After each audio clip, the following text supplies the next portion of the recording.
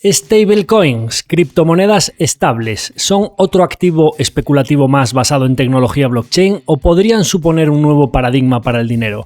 Si quieres saber por qué los reguladores tanto de Europa como de Estados Unidos se han puesto las pilas para adoptar esta tecnología que podría revolucionar uno de los últimos sectores que no había evolucionado desde la aparición de Internet, quédate porque en el episodio de hoy te lo vamos a contar todo. ¡Empezamos! Tu dinero en acción, episodio 138.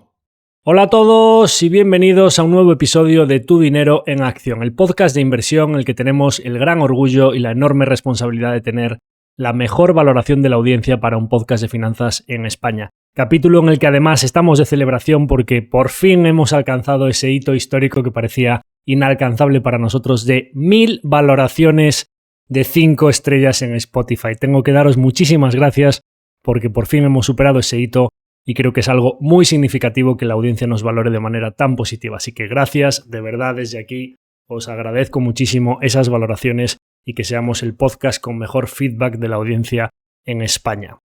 En este episodio 138 titulado Stablecoins, el nuevo paradigma del dinero, como su propio título indica, vamos a hablar de stablecoins, criptomonedas estables. O más bien, como a mí me gusta llamarlo, el dinero realmente digital, el dinero de la era de Internet. ¿Qué son las stablecoins y por qué podrían suponer un cambio tan radical en los mercados monetarios y financieros globales? Y sobre todo, ¿qué ventajas suponen frente al dinero que usamos hoy en día?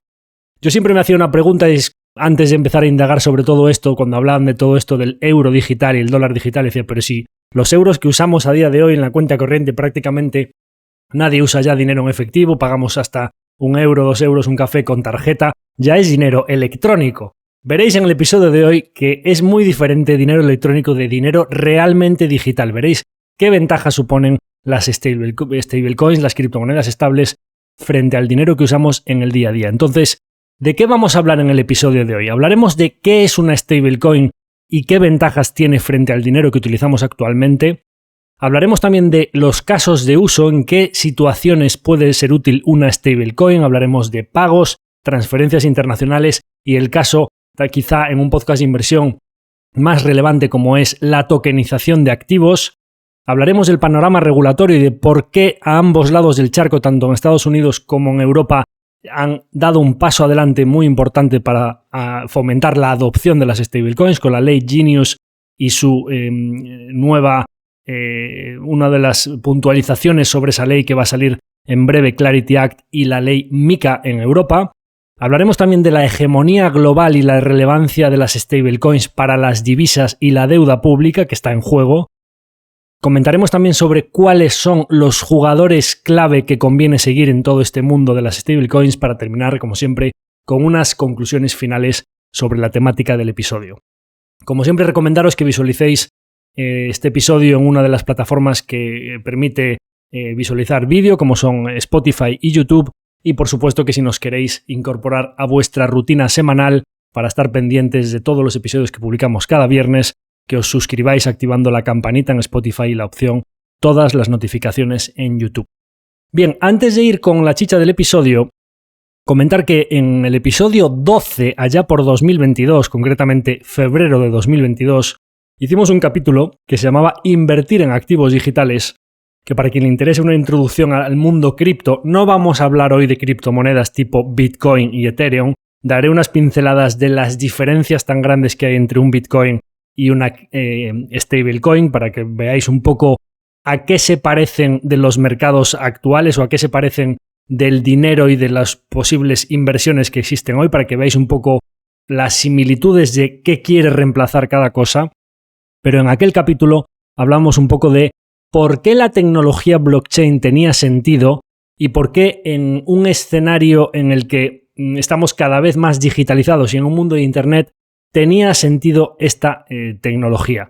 Ese capítulo en 2022 se produjo mucho antes de que la Reserva Federal, la SEC, la entidad, lo que sería la CNMV española, pero en la Sociedad de Regulación de las Securities en Estados Unidos, la SEC, regulase la posibilidad de que hubiese activos, ETFs, fondos, etcétera, que invirtiesen en Bitcoin, Ethereum, cosa que ya se ha producido. Es decir, la situación regulatoria desde aquel episodio ha avanzado notablemente.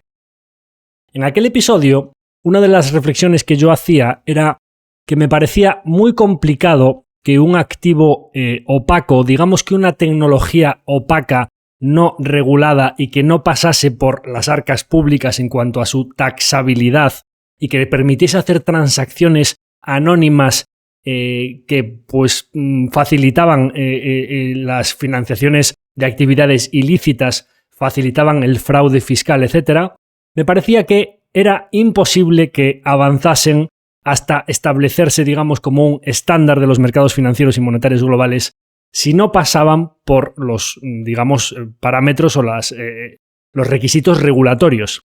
Y que era fundamental para que la tecnología blockchain, en la que yo creía, yo decía, creo que la tecnología blockchain tiene atributos muy potentes siempre y cuando consigan establecerse pasando por los marcos regulatorios necesarios, porque ningún gobierno del mundo iba a permitir que hubiese transacciones financieras no controladas, anónimas y no tasadas especialmente, ¿no?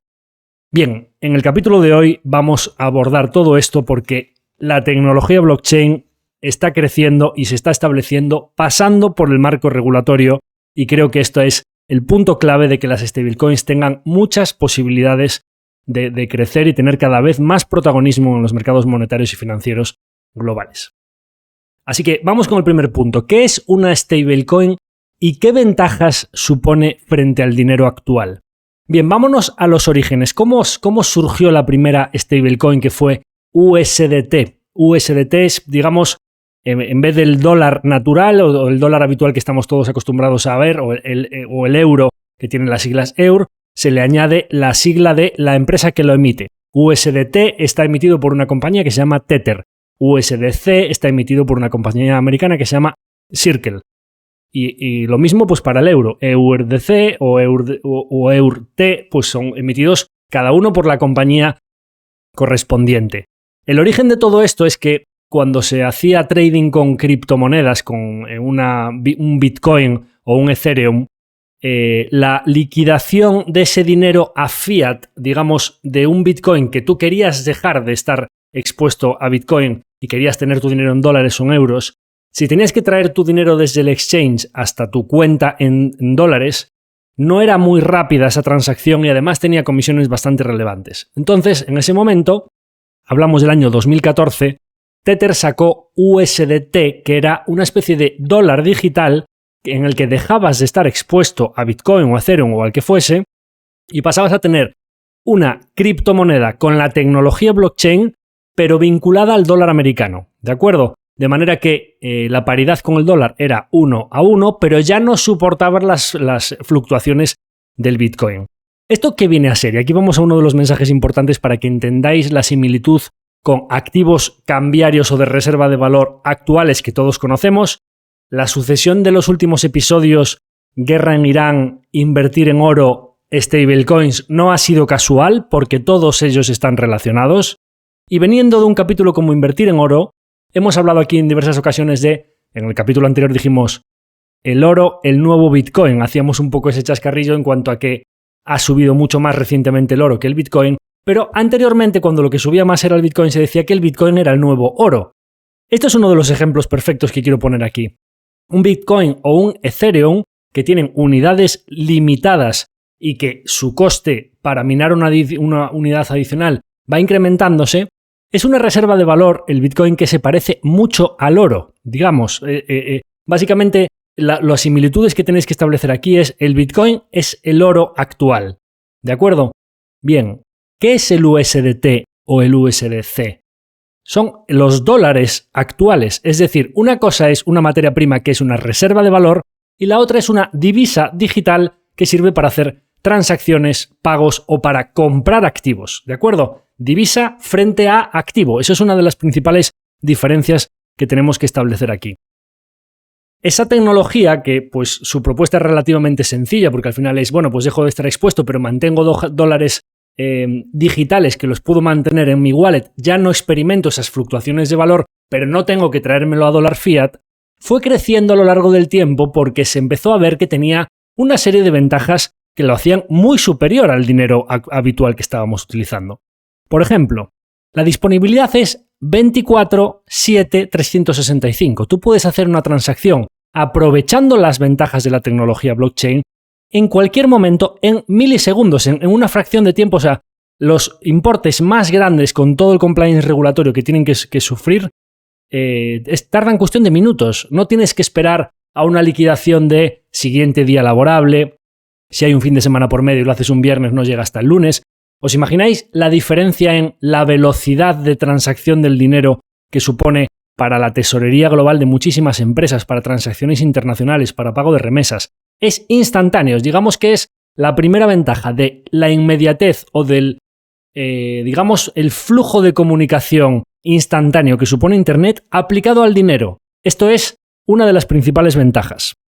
Sin embargo, en un dólar tradicional o un euro tradicional hay festivos, hay horarios de liquidación, hay todo el sistema SWIFT, SEPA, etcétera, que tiene una serie de desventajas que, para que lo entendáis, básicamente es que el dinero, en una era de Internet, hablaremos después de las Visa, Mastercard, de los bancos, etcétera. Hay varias personas que son referentes en todo esto de las stablecoins, y uno de los mensajes que me pareció más impactante de lo que decía es que, mira, todo lo que ha pasado con el dinero, con los bancos, con los sistemas de pagos, con las tarjetas, de los últimos 10, 15, 20 años, es como ponerle maquillaje a un cerdo, pero sigue siendo un cerdo. Está más guapo, pero sigue siendo un cerdo. Esto es un animal diferente. Es una revolución tecnológica aplicada a todo el sistema financiero que se ha basado desde pues, que el dinero se convirtió en más electrónico con el dejar de usar el dinero en efectivo, pero como hablábamos en el capítulo del oro, desde que desapareció el patrón oro en el Tratado de Bretton Woods, pues básicamente el dinero no ha evolucionado. Y anda que no ha evolucionado la tecnología y los sistemas de comunicación. Pues aplicar tecnología blockchain al dinero, vinculado de manera estable a las divisas dólar y euro, básicamente es una evolución del sistema financiero que realmente tiene muchas ventajas. Por supuesto, la velocidad, la transparencia, el flujo de dinero por código básicamente es auditable en tiempo real, mientras que pues una transacción de dinero habitual pues es un poco opaca. Confías en el balance del banco. Hay un sistema de confianza en entidades financieras, pero que no es verificable y auditable en tiempo real en qué punto se encuentra esa transacción y quién tiene ese dinero en cada momento. ¿De acuerdo? Rapidez, digamos, transparencia o capacidad de auditoría e información y programabilidad. Nos vamos a uno de los puntos más interesantes de que el dinero se convierta en un software, se convierta en un algoritmo, ¿de acuerdo? ¿Qué significa que una stablecoin puede ser programable? Cosa que el dinero tradicional nunca podría serlo. Significa que cuando tú puedes programar un código para que sucedan cosas, puedes darle órdenes sin que haya intervenciones humanas para que, por ejemplo, suceda lo siguiente. Imaginaros que una empresa que hace transacciones internacionales o comercio internacional quiere hacer un pago de una factura, pero solo cuando se den una serie de condiciones determinadas. Que el barco cruce el sensor que hay en la entrada del puerto. Que la mercancía que viene en el camión solo sea pagada cuando el camión atraviese la puerta de mi fábrica o cuando la mercancía esté descargada. O que un porcentaje de ese pago se produzca cuando la mercancía esté descargada y otro porcentaje se produzca cuando yo ya la haya verificado, sin que yo tenga que hacer la transferencia manualmente. Ese código ya está programado en el dinero. Esto le da un potencial de utilización o digamos de velocidad de fluctuación sin intervención humana al dinero que es completamente imposible de producir, ya no digamos con el dinero en efectivo, pero incluso con el dinero digital, que no era digital tal y como lo entendemos ahora, que existen las cuentas de los bancos, todo este tipo de órdenes que empiezan a tener muchísimas derivadas cuando empieza a entrar toda la capa de inteligencia artificial y de transacciones entre agentes que puedan hacer operaciones directamente entre ellos bajo unos marcos que les hayamos dado los humanos, pero tiene un potencial básicamente ilimitado en cuanto a la usabilidad o digamos la utilidad que puede tener el dinero cuando le puedes dar órdenes a ese dinero para que haga lo que tú quieres cuando se produzcan las condiciones que tú quieras. Rapidez, auditoría y digamos transparencia y programabilidad son utilidades fundamentales frente al dinero tradicional. Tenemos seguridad y custodia directa, tenemos liquidación instantánea, la programabilidad que hablábamos y básicamente pues la accesibilidad de que cualquier persona con un smartphone pueda hacer lo que quiera instantáneamente en el momento que quiera, simplemente con un acceso a Internet. Digamos que es la aplicación de la capa de Internet necesaria para el dinero que conocíamos hasta ahora. Bien, existe una duda aquí y es si los emisores, hablábamos de Circle o de Tether, pueden emitir stablecoins. ¿Esto no podría suponer un desajuste inflacionario al aumentar la oferta monetaria? Esto no es así. Las stablecoins son igualmente inflacionarias que las divisas tradicionales. ¿Por qué? Porque la única manera de que Tether o Circle emitan una stablecoin, un dólar, un USDC o un USDT, básicamente es que deposites un dólar tradicional en las que está viendo que todavía no tienen mucha penetración, pero en las que está viendo del euro, lo mismo. Tú tienes que depositar un dólar tradicional para que te acuñen o te den a cambio una stablecoin relacionada con ese dólar. Con lo cual, la oferta monetaria sigue dependiendo de los dólares tradicionales que están emitidos por la Reserva Federal Americana y de los euros tradicionales que están emitidos por el Banco Central Europeo. Con lo cual, la inflación o digamos la pérdida de poder adquisitivo de un USDC o un USDT es exactamente la misma que la de un dólar tradicional. ¿De acuerdo? No varía la oferta monetaria porque siempre tienen que estar respaldados por un dólar o un euro real. Y esto es muy importante. ¿De acuerdo? Por eso se produce esa, digamos, paridad constante. Luego hablaremos del tema de las reservas y qué es lo que soporta esa paridad constante y cómo tienen que estar baqueados o soportados esas stablecoins. ¿De acuerdo?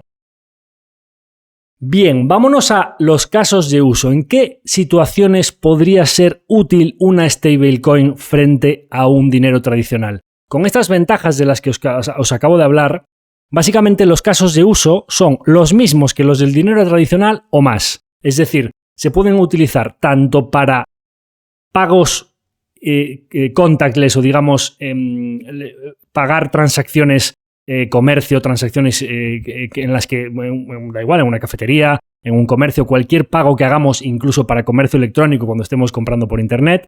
Incluso podríamos programar agentes cuando tengamos cada uno nuestro agente personalizado de llevarnos la agenda, reservar vuelos, reservar billetes, cualquier trabajo que queramos informativo, buscar informes, hacer trabajos, redactar pólizas y que haya que hablar con un registro de una propiedad, descargarse, hablar con el despacho de abogados, etc. Podríamos programar el dinero para que haga microtransacciones en nuestro nombre directamente asociadas a nuestra wallet, a nuestra billetera de USDC, USDT, cosa que no podríamos hacer con dinero tradicional, pero los pagos, cuando vemos a gigantes como Visa o Mastercard subirse a la ola de las stablecoins, estos últimos días hemos visto transacciones importantes, Mastercard comprando una empresa importante de infraestructura de stablecoins, pues básicamente están viendo que el incremento de uso de las stablecoins en los pagos de nuestro día a día, la probabilidad de que la adopción vaya aumentando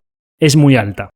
Básicamente, las stablecoins para los pagos es un sistema peer-to-peer, de punto a punto. En segundos, no tienes que esperar a una liquidación posterior, la disponibilidad 24/7, como decíamos antes, es total, tiene unos costes mínimos. Las transacciones en stablecoins tienen unas comisiones muchísimo más bajas que las transacciones en dólares y en euros tradicionales.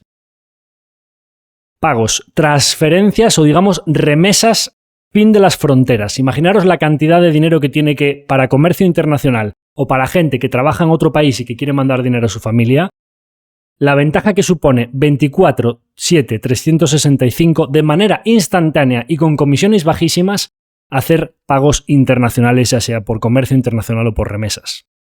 Y por supuesto, pagos, transferencias internacionales, ¿cuál es el tercer uso posible del dinero? Inversión. Y aquí vamos a uno de los puntos más interesantes de las stablecoins. La tokenización de los activos. ¿Qué significa esto? Básicamente, cuando nosotros estamos acostumbrados a invertir en, da igual, renta fija, renta variable, en fondos de inversión, estamos habituados a invertir en activos públicos que cotizan en mercados en los que hay una cotización diaria que se están comprando y vendiendo esos activos y que podemos de manera muy sencilla darle una orden a nuestro broker que adquiera un activo determinado. Bien, esto limita en cuanto a las posibilidades de inversión de manera digital en activos que no están listados, sea capital privado, participaciones en empresas que no están listadas, sea deuda privada, poder prestarle dinero a una empresa de manera digital sin tener que ir a un notario, firmar un contrato, hacerle una transferencia que te pague los intereses, etc. Hablábamos de la programabilidad del dinero. Cuando tú conviertes un activo en un token, que es un dinero con código, digamos, un dinero digital con un código determinado al que se le han establecido unos parámetros de tal día del mes tienes que pagar tanto interés al propietario de este token, etc. Ahí veis las ventajas de la programabilidad, incluso para empresas públicas que emitan deuda. Si lo hacen a través de un token programado, es muchísimo más fácil la gestión de esa tesorería y de todos esos pagos de compromisos con un vencimiento concreto, con un tipo de interés concreto. Pero vámonos a algo que estamos quizá más acostumbrados a ver en nuestro día a día. Los activos inmobiliarios. Un activo, por definición, poco líquido. Un activo que todas las transacciones entre que buscas al comprador, encuentras la contraparte para hacer esa transacción, se paga un contrato de arras, tienes 2 o 3 meses para escriturarlo, vas al notario, lo escrituras, se produce la transacción, pagas los impuestos, etc. Ahora imaginaros que un inversor en un edificio decide tokenizar la inversión en ese edificio. Y cada token te da unos derechos y unas obligaciones como propietario de un trocito de ese edificio, instantáneo, con todos los parámetros en su libro blanco, en su código, su contrato de todas las, digamos, virtudes como inversión y compromisos también como propietario, que cualquier activo que no era líquido hasta el momento lo puedes convertir en trocitos que son tokens de inversiones completamente líquidas, transferibles instantáneamente y que tienen un valor en el mercado. Tú puedes convertir en líquidos muchos activos alternativos que no lo eran hasta la fecha. ¿Os imagináis la revolución que puede suponer esto para los mercados financieros globales? Que tú puedas entrar en un exchange y invertir en lo que quieras, en el momento que quieras, de manera instantánea, sabiendo qué rendimiento da, qué valoración tiene, cuáles son las posibilidades. Pues es que te puedes comprar un token del edificio que está al lado de tu casa, que da un yield de tanto, que tiene unos propietarios, siempre y cuando el propietario de ese edificio haya decidido tokenizar esa inversión. El propietario de una cadena de Airbnb puede tokenizar la inversión en su negocio. El propietario de una cadena de lavanderías puede decir, mira, necesito financiación, emito tokens en mi cadena de lavanderías y entran accionistas que son mis socios y que yo les tengo que pagar unos dividendos. Las lavanderías pueden subir de valoración si les va bien y crecen, o bajar, y en el mercado van a estar intercambiándose esos tokens. ¿Os dais cuenta que esto es como convertir en activos líquidos o públicos cotizados cualquier activo del mundo? Hablábamos, el Bitcoin fue el oro, pero es que esto tiene unas posibilidades inacabables, o sea, unas posibilidades para los mercados financieros que es realmente el nuevo paradigma del dinero en los mercados financieros en cuanto a las posibilidades de que realmente se digitalice la inversión en el mundo a través de tokens. Pagos, remesas, tokenización en la inversión. Las stables suponen ventajas muy importantes frente a esto, porque ¿cuál va a ser el soporte de esa inversión? No vas a comprarte un token de un edificio soportada esa inversión en tu cuenta por Bitcoin, que es un activo volátil. Igual que no compras un piso para alquilarlo pagando con oro. ¿A qué no? A que lo pagas con dólares y con euros digitales. O con euros o euros tradicionales. Antes el efectivo y ahora los que tenías en la cuenta. Pues básicamente las stablecoins vienen a ofrecernos la posibilidad de tener dinero realmente digital con el que se pueda pagar todas esas inversiones sin tener que volver a dinero fiat en ningún momento. ¿De acuerdo? Sin tener que pagar los costes de transacción, devuelvo a fiat a mi cuenta y ahora vuelvo a una stablecoin. Básicamente es dinero realmente digital que puede soportar toda esta digitalización de los mercados financieros y de los pagos y las remesas globales. Bien, vamos a ver un poco lo que pasa con el panorama regulatorio y por qué es tan crucial la ley Genius, la ley MiCA en Europa y el Clarity Act, y por qué los bancos están un poco calentitos con todo esto que está pasando. Bien, por una vez en Europa se han puesto las pilas pronto y la ley MiCA, que es Market in Crypto Assets, entró en vigor plenamente entre 2024, que empezaron a redactarla, y 2025, que fue incluso antes que la ley Genius de Estados Unidos, que entró a mediados de 2025. Obliga a las stablecoins en Europa a ser e-money tokens. Solo entidades con licencia bancaria o de dinero electrónico pueden emitirlas. Como os imagináis, hablaremos después de todo el tema de la hegemonía. En Europa no quieren que una, digamos, revolución tecnológica tan relevante para los mercados monetarios y financieros pueda implicar que las transacciones en Europa vayan a estar basadas en dólar americano. Con lo cual, la ley MiCA es bastante proteccionista con el euro. Pone límites estrictos a el número de volumen de transacciones diarias que no sean en euros, es decir, a USDC o USDT. Por eso las Circle y las Tether, etcétera, están ya sacando stablecoins basadas en euros. Y importante, similitud importante con la ley Genius de la que hablaremos ahora, exige un respaldo 100% por cada stablecoin que se emita en activos seguros, bonos del tesoro, letras, etcétera, prohibiendo la reserva en las stablecoins algorítmicas, como era Terra y Luna, que fue uno de los principales escollos en el camino de toda la adopción de las stablecoins, porque Terra tenía una stablecoin que se desvinculó del dólar y se desplomó, básicamente se volatilizó, porque no tenía respaldos 100% en activos seguros, como tiene, especialmente hablaremos después de los diferentes jugadores, USDC de Circle, y también en cierta medida, no está tan claro, USDT de Tether. En el caso de la ley Genius, que ahora hablaremos concretamente de lo que significa esto, en Estados Unidos se han dado cuenta un poco de lo que implicaba todo esto de las stablecoins y han decidido regular en favor de que las stablecoins sean el brazo digital del dólar. Básicamente, en la ley lo que dice es que las stablecoins tienen que estar soportadas por bonos del tesoro, concretamente T-bills, por deuda americana a corto y medio plazo. Y ahora hablaremos de la parte de Clarity Act, de si las stablecoins pueden pagar o no pueden pagar intereses. Pero básicamente, cuando se empezó a hablar de esto, la ley Genius, que son las siglas de Guiding and Establishing National Innovation for US Stablecoin Act, básicamente cuando empezaron a ver un poco lo que podía ser todo esto de las stablecoins y empezaron a hablar con las empresas de criptomonedas, especialmente Coinbase, etc., decidieron sacar una ley que favoreciese a las finanzas públicas americanas al estar soportadas, en todo caso, por deuda pública americana. Es decir, la reserva, cada vez que tú pones un dólar real, un dólar de los antiguos, para que se acuñe una nueva stablecoin, la empresa que acuña esas stablecoins coge ese dólar real y lo invierte en deuda pública americana. ¿De acuerdo? La deuda pública americana o una promesa de pago futura del Tesoro estadounidense, que depende del posible pago de impuestos y las cotizaciones de todos los contribuyentes americanos, de las finanzas públicas americanas, es lo que soporta o lo que le da la estabilidad al nuevo dólar digital. ¿Veis por dónde van los tiros? Bien.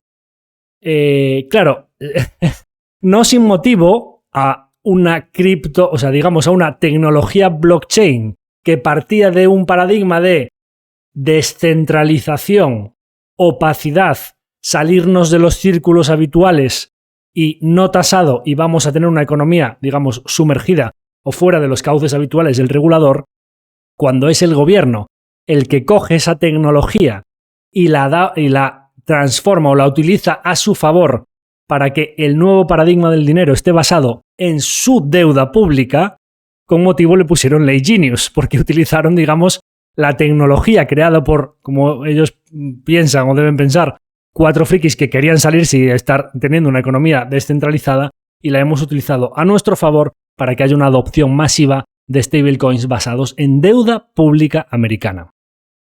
Bien, ¿quién está en pie de guerra con todo esto?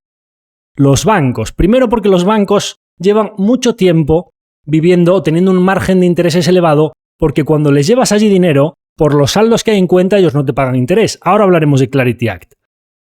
Pero especialmente por el sistema de reserva fraccionaria. Básicamente tú, cuando llevas el dinero a un banco y lo tienes en un dólar tradicional, ellos no prestan ese dólar una vez, lo prestan 10 veces. ¿Entendéis? Pueden tener un balance apalancado por el sistema de reserva fraccionaria que les permite tener reservas pues, por un 10 o un 20% del total de su balance y prestar el dinero muchas veces y obtener el margen varias veces.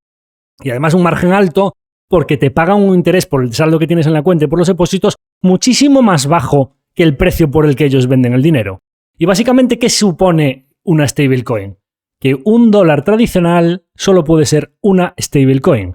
Básicamente no puedes convertir un dólar tradicional en 10 stablecoins, ¿entendéis?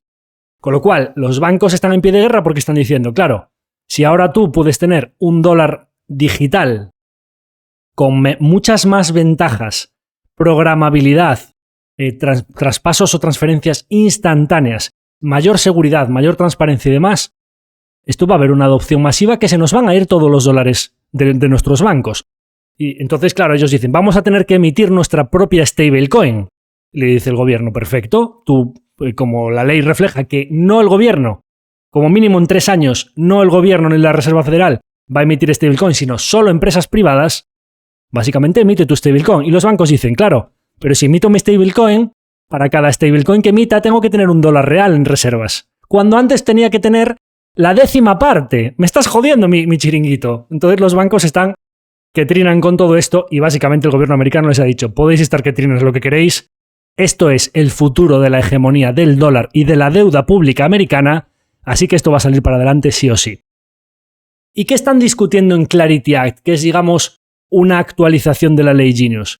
Clarity Act viene a debatir sobre si las stablecoins pueden pagar intereses per se, es decir, si tú tienes un USDC o un USDT, como las empresas que los acuñan cogen ese dinero y lo meten directamente en deuda pública, en letras del tesoro, bonos, etc., y esa deuda pública paga un interés, básicamente la empresa que acuña esas stablecoins podría, para incentivar la adopción o que se, digamos, democratice o se masifique su uso, darle un incentivo a quien tenga esa USDC. Es decir, si tú le dices a un inversor, mira, en vez de tener dólares en la cuenta de JP Morgan, que te da 0, podrías tener en un wallet un dólar que está con paridad absoluta con el dólar americano y tenemos las reservas, y yo cojo y como ese dólar lo meto en letras del tesoro que me pagan un 3 o un 4%, comparto contigo y solo por tener USDC te doy un 2% de interés. Claro, los bancos están diciendo, ¿cómo? Pero si yo por el dinero que tenía en las cuentas no pago nada.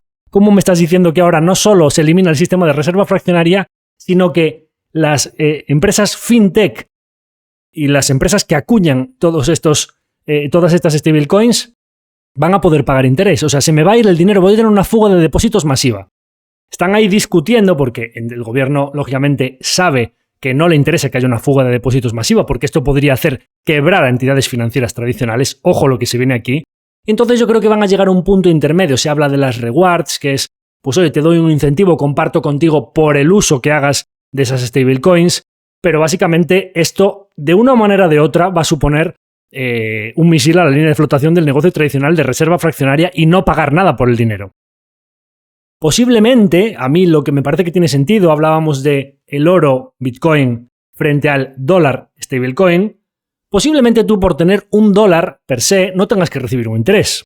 Posiblemente sea, pues, un activo meramente cambiario, no una inversión, que básicamente, si tú quieres obtener una inversión, tengas que depositarlo en algún sitio y soportar un riesgo, sea un producto monetario, sea un producto... Entonces ya están las empresas que acuñan stablecoins sacando productos monetarios tokenizados que te pagan un interés, y eso puede ser que tenga sentido. Es decir, tú por el mero hecho de tener una divisa que no está soportando ningún riesgo, no deberías obtener un interés. Para obtener un interés tienes que soportar un riesgo, con lo cual tú tienes que ser el que le esté prestando el dinero al gobierno americano, al gobierno, a la empresa, a la que sea, tienes que estar en el balance de esa entidad y por eso obtienes un interés. Todo esto se está debatiendo mucho y es súper interesante, pero parece que los reguladores van muy en la línea de, joder, si puedo tener una, digamos, fuente prácticamente inagotable de demanda para mi deuda pública, esto básicamente pasamos al siguiente punto, que es la hegemonía del dólar, de las divisas y de la deuda pública que está en juego.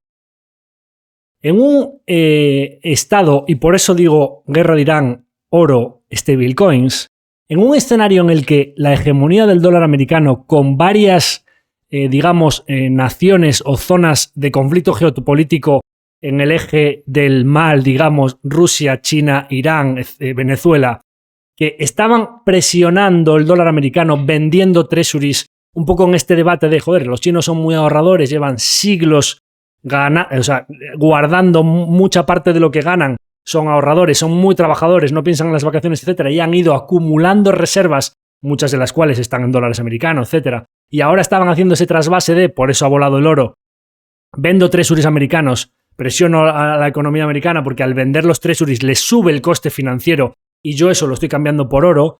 Es un poco una lucha en el tablero de ajedrez, así que hablábamos del oro versus dólar americano, etc., que de repente los gobiernos, especialmente el de Estados Unidos, han dicho, ¿cómo? O sea, yo puedo tener una divisa digital con muchas ventajas frente al dólar tradicional que esté soportada por mi deuda.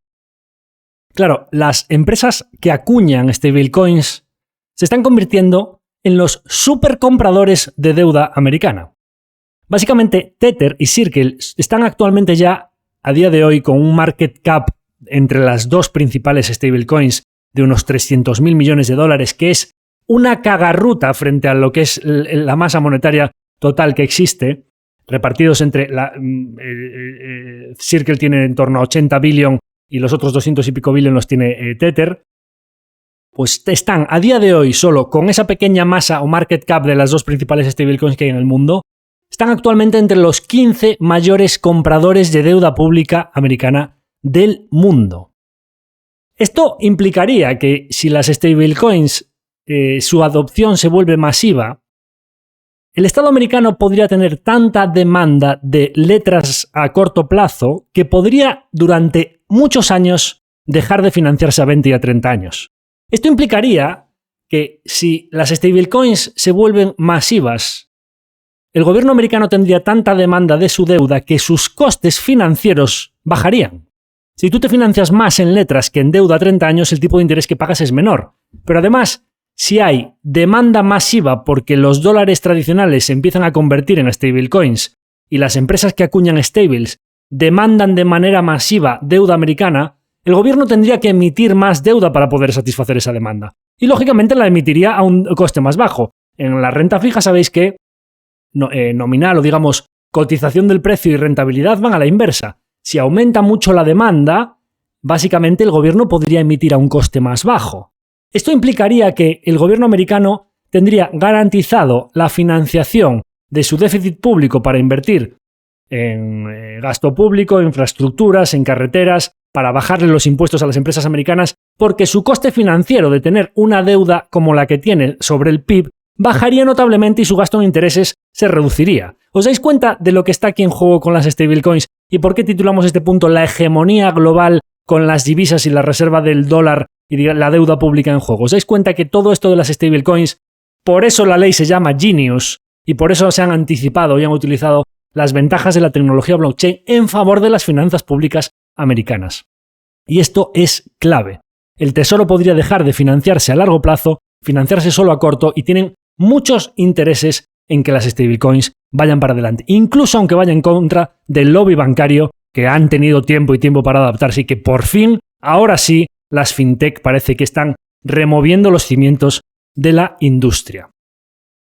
En todo caso, a nadie interesa una fuga de depósitos brutal que pudiese desestabilizar el sistema, entonces yo creo que se hará de una manera en la que los bancos se queden menos contentos de lo que estaban, pero ya veremos cómo deriva todo esto y hay que estar muy pendientes a lo largo de 2026 sobre Clarity Act y la posibilidad de que las stables paguen o no paguen interés. Yo ya me he posicionado y ya he dicho que un dólar per se no debería dar rentabilidad y que si quieres rentabilidad tendrías que coger esa stablecoin e invertirla en un activo que sí que te pague yield. Veremos cómo deriva todo esto porque sobre todo para las Tether, las Circle, las Coinbase, etc., es muy relevante esta parte de la ley. Bien, ¿y qué jugadores son clave a seguir aquí en lo que aquí nos conviene? Que es al final, pues ¿de qué hablamos aquí? De la parte de inversión. ¿Cómo podemos jugar todo esto? ¿Qué activos son relevantes para seguir o qué empresas son invertibles o qué empresas debemos monitorizar? Claro, porque una cosa es el debate de ¿invierto en Bitcoin o no invierto en Bitcoin? Eso es un activo como el oro que al final pues estás esperando obtener una rentabilidad conforme a lo largo del tiempo esas unidades limitadas el mercado las valorea más o menos. Y conforme vaya habiendo inflación, como el número de unidades es limitadas, como pasa con el oro, debería ir valiendo más. Pero, y tener un dólar, un activo monetario puro y duro, que está vinculado en paridad al dólar y que le perjudica la inflación, eso no es una inversión en sí misma. O sea, yo no le voy a decir a nadie en el podcast, cómprate una stablecoin que creo que esta tecnología va a ir adelante. La tecnología puede ir adelante, a haber una adopción masiva de stablecoins y no te vas a beneficiar teniendo stablecoins. Entonces, ¿cómo podemos aprovechar todo esto? ¿Cuáles son las empresas clave que hay que seguir si realmente esto de las stablecoins parece que con un empuje regulatorio muy importante va para adelante y dentro de 5, 10, 15 años todos estamos usando stablecoins para nuestros pagos, para transferencias internacionales, estamos invirtiendo en activos tokenizados, etcétera, etcétera, etcétera? Bueno, por supuesto hay que seguir a Circle y a Tether. Circle ya cotiza, Tether todavía no, se rumorea que podría ser una posibilidad que saliese a cotizar a medio plazo, pero entre estos dos jugadores, que son los dos principales emisores de stablecoins del mundo, hay diferencias muy notables. Tether es una compañía que por lo general ha sido más opaca. Está registrada en las Islas Vírgenes, tiene un accionista italiano que nunca ha querido dar demasiada información, no ha querido pasar por el sistema de verificación y auditoría de reservas y no está del todo claro dónde tienen depositadas sus reservas. Se sabe que tienen deuda pública, se sabe que tienen oro, se sabe que tienen Bitcoin, etc. Pero no está del todo claro que sean activos de deuda pública hiper conservadores y de corto plazo. Por contra, Circle es una compañía que no solo tiene la sede en Boston y está auditada por una de las Big Four, sino que por lo general ha sido una de las primeras empresas que dijo, bueno, todo esto de las stables hay que hacerlo por la ley, hay que hacerlo de manera hiperregulada y cumplir con todos los requisitos. Y fue una de las empresas que junto con Coinbase, etcétera, con los exchanges, habló con los políticos americanos y les dijeron, mira, esto va a ir para adelante y puede ser muy bueno para vosotros. Vamos a avanzar a nivel regulatorio, como dice el presidente americano, para que no vaya a haber un ruso o un chino con su renminbi o su yuan y su rublo que consigan con su regulación una adopción masiva de su stablecoin y que perdamos la hegemonía del dólar en la deuda pública americana. Entonces, cuando lo entendieron, dijeron, esto es prioritario, tenemos que hacerlo muy, muy rápidamente.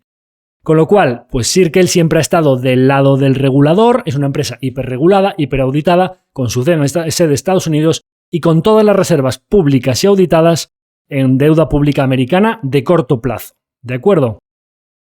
Bien, Coinbase es un exchange, siempre ha ido muy de la mano de Circle, ha sido una de las compañías que desde el principio ha sido uno de los principales distribuidores de USDC que tenía un acuerdo importantísimo con Circle, por el que básicamente, y esto es uno de los puntos a clave a tener en cuenta aquí en la tesis de inversión, es que Circle a día de hoy, por los USDC que estén en Coinbase, le entrega el 100% del Reserve Income, o de los intereses por todas esas letras del tesoro en las que tienen invertidas.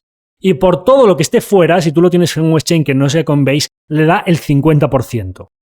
Con lo cual, Coinbase, aunque es un exchange y tiene una parte de ingresos de bastante peor calidad, porque depende de un poco de que se adopten las criptomonedas, de que se use más Bitcoin, de que aumente, digamos, la capitalización total del mercado de criptomonedas, etc.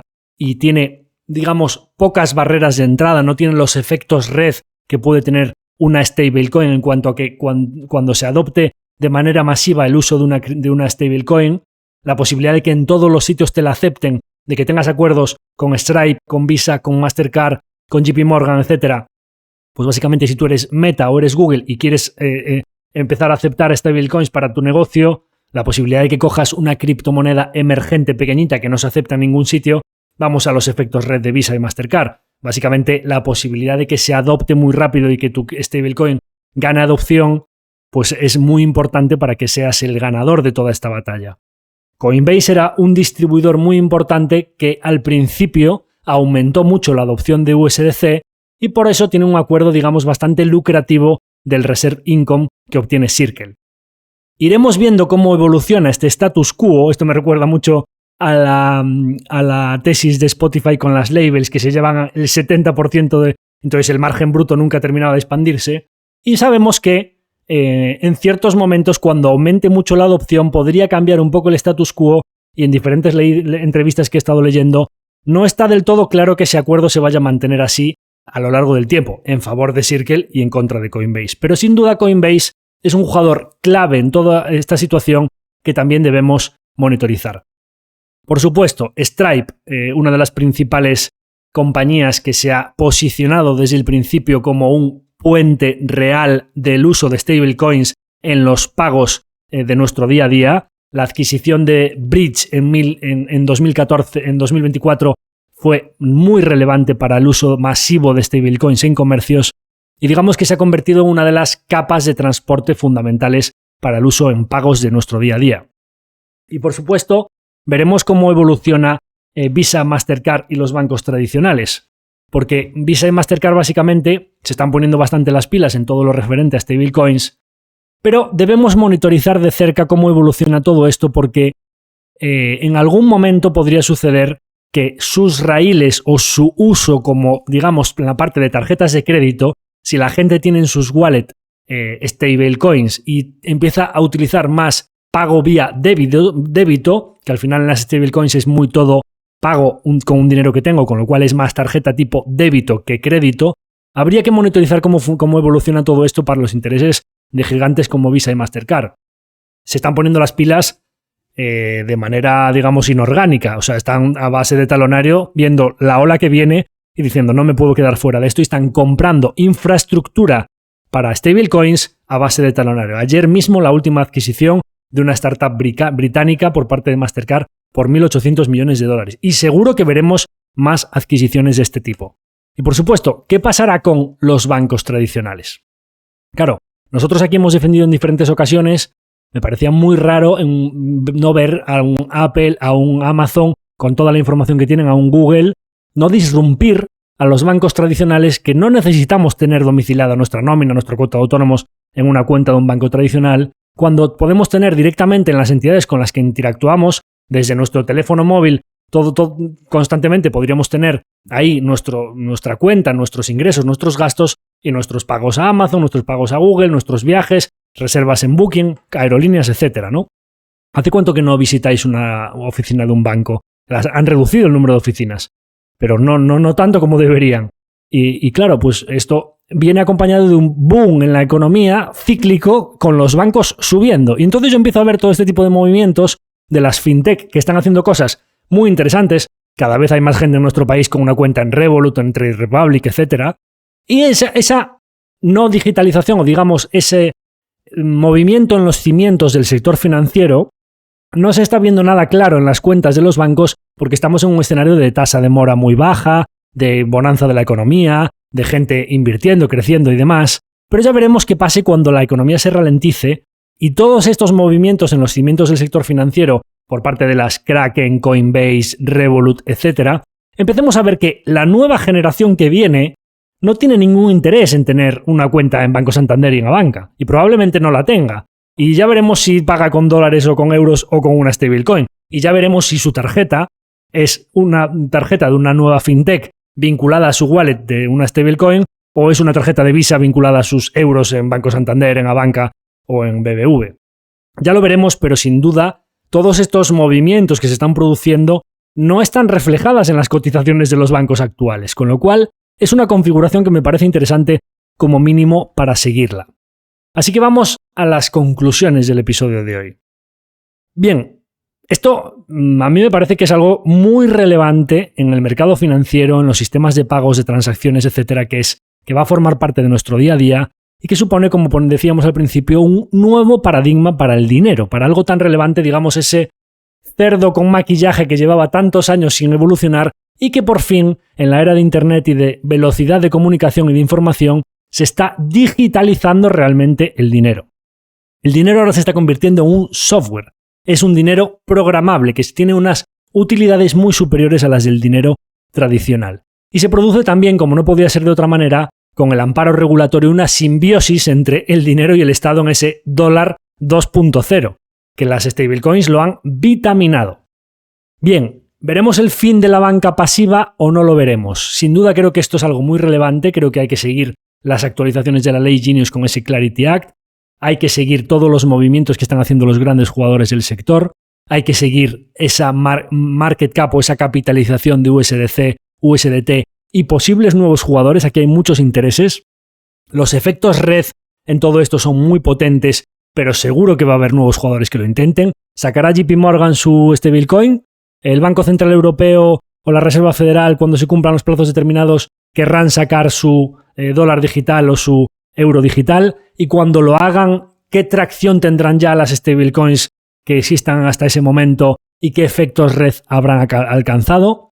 Sin duda, China con su yuan digital, qué tracción conseguirá y qué casos de uso habrá. ¿Cuáles serán las stablecoins masivas de uso masivo, digamos, el oligopolio entre dólar y euro digital? ¿Y cuáles serán stablecoins de nicho que para usos específicos tendrán cabida, como sucede en cualquier revolución tecnológica y con cualquier consolidación de un sector?